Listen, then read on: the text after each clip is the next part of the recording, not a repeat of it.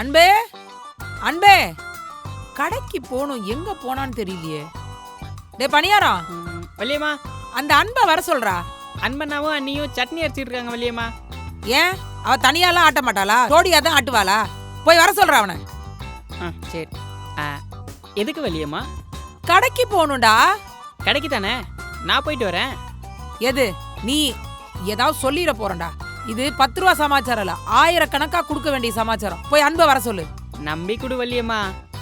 டேய், சின்ன புள்ளத்தனமா ஏதாவது பண்ணிட்டு வருவ, என்கிட்ட அடி வாங்குவ. மரியாதையா அன்பை வர சொல்லு. இப்ப குடிப்பீங்களா மாட்டீங்களா? இவன் புடிவாதம் புடிச்சா விட மாட்டானே. இந்தா இது லிஸ்ட், இது காசு. கரெக்டா எல்லா பொருளும் பார்த்து வாங்கிட்டு வரணும். வள்ளியம்மா, இந்த பணியார் யாருன்றத இனிமேல் தானே பார்க்க போற. கணக்கு வழக்கு பார்த்து மீதி காசை வாங்கிட்டு வா, இல்லன்னா நாளைக்கு நீ தாண்டி தோசைக்கல்ல கிடப்ப. போ, போயிட்டு வாங்கிட்டு வா. வள்ளியம்மா, ஒரு சின்ன ரெக்வஸ்ட். பேலன்ஸ் காசுல 2 குச்சி மிட்டாய் மட்டும் வாங்கிக்கவா. போ வாங்கிக்க. அல்ப ஒழுங்கா வாங்கிட்டு வா. அந்த பையன் எடுத்துட்டு போடா.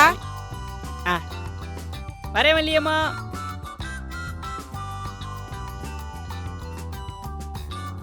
வள்ளியம்மா வந்து புடி வள்ளியம்மா. டேய் டேய், இருடா இருடா இருடா இருடா இருடா இருடா, பொறுமையா இறக்குடா. ஆமா வள்ளியம்மா, எல்லா பொருளும் கரெக்டாக இருக்கான்னு செக் பண்ணிக்கங்க. அப்போ பில்லை கொடு.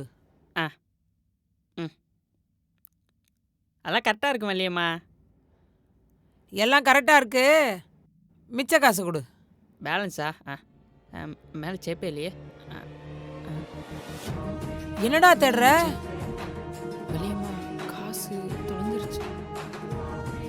காசை தொலைச்சிட்டியா? இட்லி கடை உங்க பிரேக் டைம் என்டர்டைன்மெண்ட் சேனலில் காண தவறாதீர்கள்.